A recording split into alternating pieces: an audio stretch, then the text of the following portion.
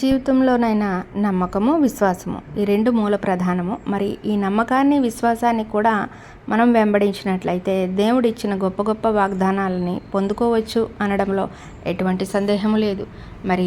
మరి ఆదికాండము 22:17లో గమనించినట్లయితే అబ్రహాంతో దేవుడు అంటారు, నీ సంతానమును సముద్ర తీరపు ఇసుక వలె అనేకముగా చేయుదును, నీ సంతానము వలన భూమి అందలి సమస్త జనములు ఆశీర్వదించబడుదురు.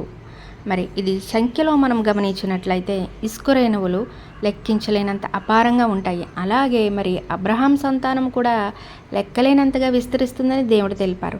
ఇది మానవీయంగా ఒక అద్భుతం, గణించలేని ఆశీర్వాదాన్ని సూచిస్తుంది.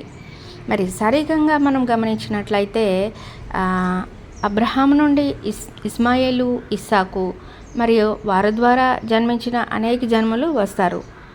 ఆత్మీయంగా చూస్తే ఆయన విశ్వాసం ద్వారా తమ పితామహుడిగా భావించే సర్వమత విశ్వాసులు కూడా ఈ వాగ్దానంలోకి వస్తారు.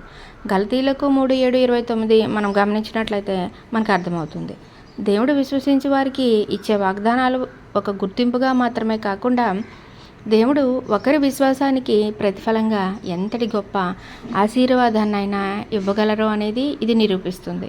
మరి దైవ ప్రణాళికలో అబ్రహాము స్థానము ఈ వాగ్దానం ద్వారా దేవుడు అబ్రహామును తన ప్రజలకి మూలాధారంగా ఏర్పరచుకున్నాడు.